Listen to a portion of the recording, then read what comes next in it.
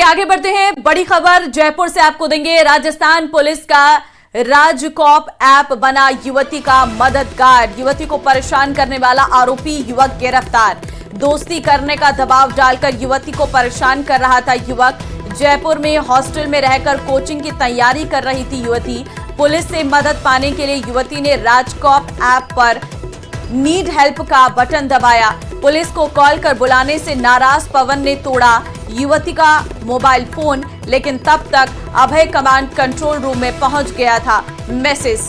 Dial 112 Chetak पर मौजूद police तत्काल लोकेशन ट्रेस कर मौके पर पहुंची है। सीकर में पाटन के रहने वाले पवन तंवर को पुलिस ने गिरफ्तार किया है।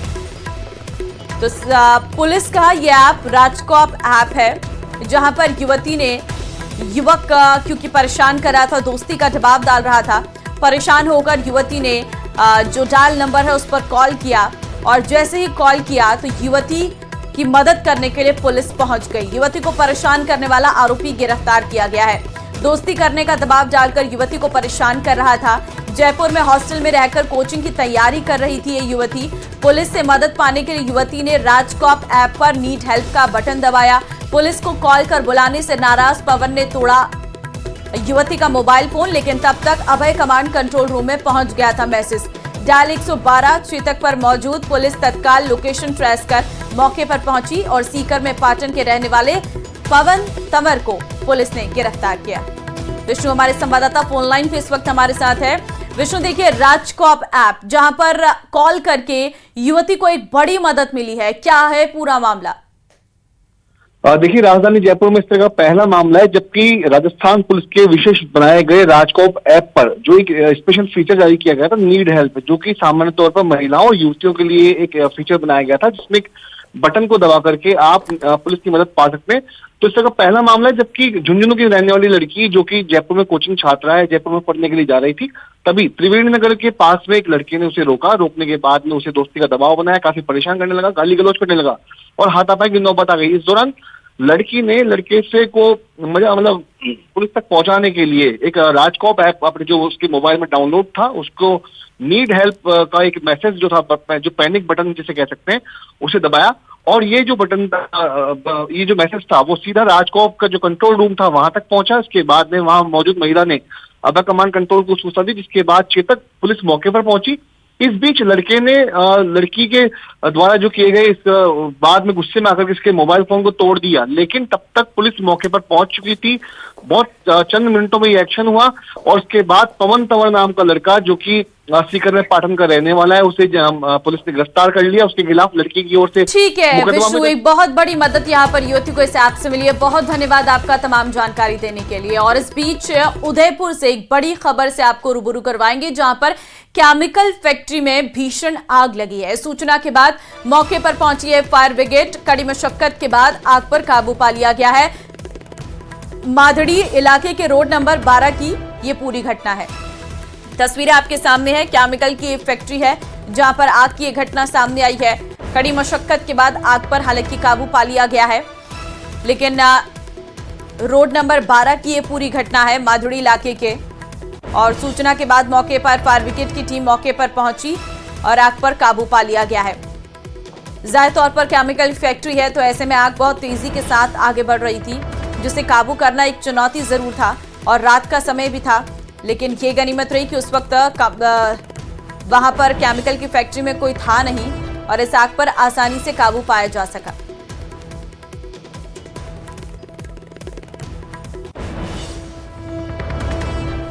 तो देखिए, केमिकल की ये फैक्ट्री है जहां पर आग की ये घटना है। सूचना पर पहुंची है फायर ब्रिगेड की टीम। आग पर काबू पा लिया गया है। आग लगने के कारणों का पता लगाया जा रहा है। हालांकि इसमें किसी के हताहत होने की कोई जानकारी इस वक्त सामने नहीं आई है, लेकिन फैक्ट्री में काफी ज्यादा नुकसान हो गया है जल जाने से और जो केमिकल था वो पूरी तरीके से नष्ट हो गया है।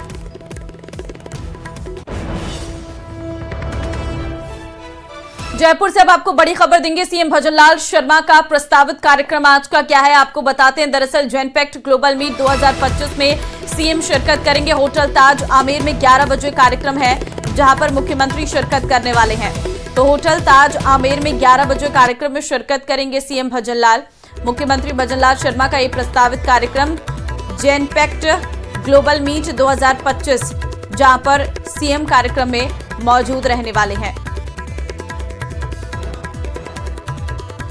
होटल ताज आमिर में 11 बजे कार्यक्रम में शिरकत करेंगे। मुख्यमंत्री भजनलाल शर्मा का यह प्रस्तावित कार्यक्रम जेनपेक्ट ग्लोबल मीट 2025 में सीएम करेंगे शिरकत।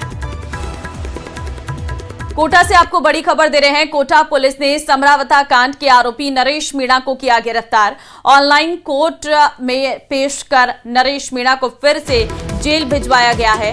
नयापुरा और आरके पुरम थानों में दर्ज 2 मामलों में कार्रवाई की गई है। लोकसभा चुनाव के दौरान सर्किट हाउस के पास प्रदर्शन को लेकर हुआ था मुकदमा दर्ज। समरावता थप्पड़ कांड और हिंसा मामले में टोंग जेल में बंद है नरेश मीणा। तो कोटा पुलिस ने नरेश मीणा को गिरफ्तार किया है। तस्वीरें जहां पर नयापुरा और आरके पुरम थाने में दर्ज 2 मामलों में ये कार्रवाई की गई है।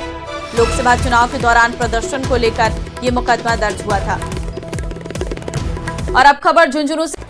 कोटा के दरानाल क्षेत्र में लगातार ट्रैफिक जाम होने की समस्याओं से अब राहत मिलेगी। ट्रैफिक जाम की समस्या के समाधान के लिए प्रशासन सक्रिय हो गया है। लोकसभा अध्यक्ष ओम बिरला के निर्देश के बाद जिला प्रशासन, NHAI, रेलवे, वन विभाग और PWD सहित सभी संबंधित एजेंसियां आपसी समन्वय के साथ काम कर रही है। NHAI के प्रोजेक्ट डायरेक्टर संदीप अग्रवाल ने बताया कि बीते दिनों हुई बैठक में दरानाल के पास से जा रहे रियासत कालीन मार्ग को दोबारा शुरू करने सहित विभिन्न विषयों पर विस्तृत चर्चा हुई थी। इसके बाद सभी विभागों की आम सहमति से इस मार्ग को वैकल्पिक मार्ग के रूप में उपयुक्त माना गया है। बुधवार से ही इस पुराने मार्ग की मरम्मत का काम शुरू कर दिया गया है। इसके शुरू होने के बाद हल्के वाहनों को इस मार्ग से डाइवर्ट किया जाएगा, जिससे मुख्य मार्ग पर यातायात का दबाव कम होगा। वहीं एक्सप्रेस वे से कोटा और जयपुर की ओर जाने वाले भारी वाहनों को रावत भाटा की ओर डाइवर्ट किया जा रहा है, जिससे यातायात व्यवस्था में सुधार देखा जा रहा है। खबर करौली से है, जहां हिंडौन के शीतल चौराहे पर 3 मंजिला रेडीमेड कपड़ों के शोरूम में आग लग गई है।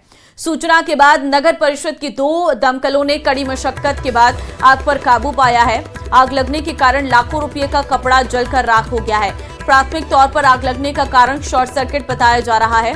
बताया जा रहा है कि रात करीब 11 बजे सबसे ऊपर की मंजिल पर धुआं उठता दिखा। पड़ोसियों ने शोरूम मालिक को सूचना दी। सूचना पर नगर परिषद की 2 दमकल की गाड़ियां मौके पर पहुंची।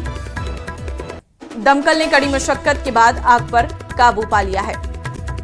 एसआई भर्ती परीक्षा को लेकर जो पेशकश चल रहा है और वो खत्म भी नहीं हुआ है पशुपेश, और साथ ही साथ भर्ती में प्रदेश में भर्ती परीक्षा कराने वाली सबसे बड़ी संस्था आरपीएससी की साख पर सवाल खड़े हो रहे हैं। सरकार भले ही एसआई परीक्षा रद्द करने से इनकार कर चुकी हो, लेकिन हाईकोर्ट ने रुख ने पूरी तस्वीर को बदल दिया है।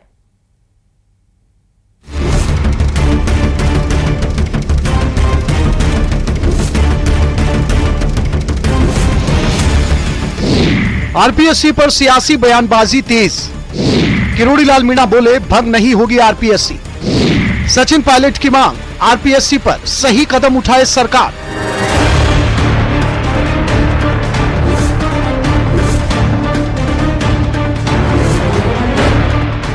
मंगलवार को एसआई भर्ती पेपर लीक मामले में जिस तरह का सख्त रुख राजस्थान हाईकोर्ट ने दिखाया, उसके बाद आरपीएससी भी सवालों के घेरे में है। सत्ता पक्ष और विपक्ष की ओर से बयानबाजी भी शुरू हो गई है।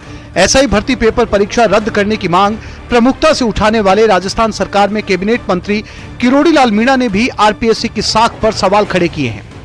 मंत्री किरोड़ी का मानना है कि आरपीएससी को भंग नहीं किया जा सकता, लेकिन रीस्ट्रक्चर कर सकते हैं। जो गलती की है, आप 5-6 साल से देख रहे हैं, तो आप जानते हैं कि उसको भंग तो नहीं कर सकते। एक बार पायलट साहब ने बात उठाई थी उसको भंग किया जाए, लेकिन उसकी रीस्ट्रक्चरिंग हो सकती है। रीस्ट्रक्चरिंग ऑफ द आरपीएससी वो होनी चाहिए। आरपीएससी संवैधानिक संस्था है, इसे भंग करना आसान नहीं। विधेयक लाकर बदलाव किया जा सकता है। सरकार आरपीएससी में सदस्यों की संख्या चयन का आधार तय कर सकती है। राजनीतिक नियुक्तियों की बजाय योग्यता तय की जा सकती है। योग्य सदस्यों की नियुक्ति से आरपीएससी में सुधार हो सकता है। मंगलवार को हाईकोर्ट में आरपीएससी को आयोग के सदस्य के पेपर लीक में शामिल होने के बावजूद एफआईआर दर्ज न करने पर फटकार लगाई थी। ऐसे में विपक्ष भी सरकार से इस मामले में सही कदम उठाने की बात कह रहा है। सरकार को मुझे लगता है बिना समय जाहिर करे इमीडिएटली इसमें मूल चूक परिवर्तन करना पड़ेगा और करना चाहिए। सब चीजों में जो मेंबर सिलेक्ट होते हैं, कौन करता है, कैसे करता है, कोई मापदंड हो, कोई क्राइटेरिया हो। सिर्फ लोगों को संतुष्ट करने के लिए वर्ग, जाति, समाज और प्रांत के अलग अलग लोगों को ऑब्लाइज करने के लिए हम नियुक्तियां करेंगे तो वो गुणवत्ता में बहुत कॉम्प्रोमाइज हम लोग करते हैं। जब चोरियां पकड़ी जा रही हैं, रंगे हाथ लोग पकड़े जा रहे हैं, पुलिस कार्रवाई कर रही है, फिर भी आरपीएससी को अभी तक सरकार ने कोई भी बदलाव के संकेत नहीं दिए हैं और सिर्फ अपनी जान बचाने के लिए स्टेटमेंट दे रही है। और कल का जो स्टेटमेंट हाईकोर्ट का आया है उसके बाद तो मैं समझता हूं कोई कारण नहीं रहा कि सरकार इस पर कार्रवाई ना करे। पेपर लीक पर बवाल के बीच अब आरपीएससी पर सवाल उठ रहे हैं। सवाल यह है कि कब होगा आरपीएससी में बदलाव और कैसे लौटेगी आरपीएससी की साख। आइए अब आपको बताते हैं कि आरपीएससी है क्या और इसकी स्थापना कब की गई। आरपीएससी सरकारी निकाय है, संविधान द्वारा स्थापित किया गया है। राजस्थान लोक सेवा आयोग 1949 प्रभाव में आया था। सरकारी भर्तियों के लिए आवेदकों का चयन करता है। आरपीएससी में एक अध्यक्ष और 7 सदस्य होते हैं। सदस्यों और अध्यक्ष की नियुक्ति राज्यपाल करते हैं। आयोग के अध्यक्ष और सदस्यों को राष्ट्रपति ही हटा सकते हैं। आयोग के अध्यक्ष और सदस्य 6 वर्ष या 62 वर्ष की उम्र तक रहते हैं। कार्यप्रणाली आरपीएससी नियम और शर्तें 1963 के मुताबिक तय होती हैं।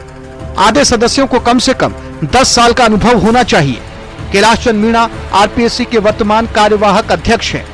इस बार पेपर लीक होने के चलते आरपीएससी पर सवाल खड़े हो रहे हैं, जैसे आरओ ईओ परीक्षा 2023 पेपर लीक के कारण रद्द हुए। एसआई भर्ती 2021 पेपर लीक, हाईकोर्ट में मामला लंबित। सेकंड ग्रेड टीचर भर्ती 2022 का paper leak.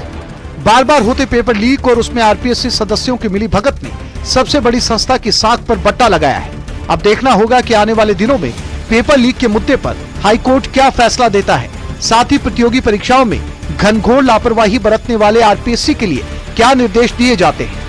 Bureau report, news 18 Rajasthan. चलिए इस बुलेटिन में फिलहाल के लिए बस इतना ही। आगे आप देखिए स्पेशल रिपोर्ट। नमस्कार।